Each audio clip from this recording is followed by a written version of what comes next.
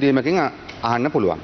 ගරු කතානායක ඔබතුමා දන්නවා දැන් මේ 27 දෙකේට තිබෙන්නේ ඇමතිවරට තියෙන්නේ දවසක පැය 12ක වගේ කාලයක් හරියට ලැබෙන්නේ නැහැ උත්තරයක් දෙන්න.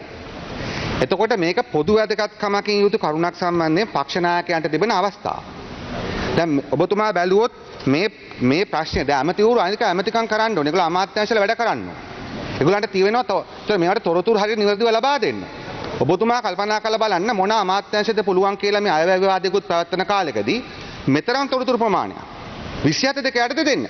ඕනම පක්ෂ නායකයෙක්ට ඕනම මන්ත්‍රියෙක්ට පුළුවන් ගරු කතානායකතුමනි මේ ප්‍රශ්නය අනිවාර්යයෙන්ම පුළුවන් එක්කෝ වාචික ප්‍රශ්නයක් ලෙස අහන්න. නැතිනම් උපදේශක කාරක සභාවේදී අහන්න පුළුවන්. ඒ නිසා මේක මේ විදිහට පාවිච්චි කරොත් ඔබතුමා දන්නවා ඔබතුමා අවසර දුන්නා එදා ඒක ඔබතුමාගේ බලය. නමුත් ඔබතුමා කලින් ප්‍රැක්ටිස් එක වගේම කලින් ප්‍රැක්ටිස් එකේ අඩුපාඩුකම් තියෙනවා නිවැරදි කරන්නත් ඔබතුමාට බලය තිබෙනවා.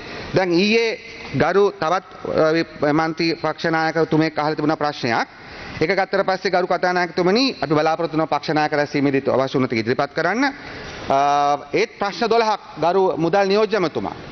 මම එතුමන් ඇහුවා කොච්චර වෙලාවක් ගියාද ඒකට තොරතුරු රැස් කරන්න කියලා. පැය 4ක් අය විවාදේ පැවැත්වෙන වෙලාවක මුදල් අමාත්‍යාංශය. ඒ නිසා කරු කතානායකතුමනි ඇමතුරු තින්නේ ඇමතුරුන්ට රටපාලනය කරන්නත් තිබුණා පාර්ලිමේන්තුවට වගේ කියන්නත් තිබෙනවා. ඒ නිසා කරුණා කරලා ඔබතුමාලා කල්පනා කරලා බලන්න මේ පිළිබඳ මේ අද අහලා තියෙන ප්‍රශ්නය ඕනතරම් අවස්ථාවකදී අහන්න පුළුවන්. ඒක රටේ ජාතික වැදගත්කමකින් යුතු ප්‍රශ්නයක් බවත්. නමුත් ඒක ඊටාම හදිසි. පැය 4ක් 5කදී උත්තරයක් ලබා ගත යුතු ප්‍රශ්නයක් නැද්ද කියලා බලන්න ඔබතුමා. ඒ නිසා අපි මේ ප්‍රශ්නය ඔබතුමා කිය විදිහට බිස්නස් කමිටුවට කතා කරන්න කැමති.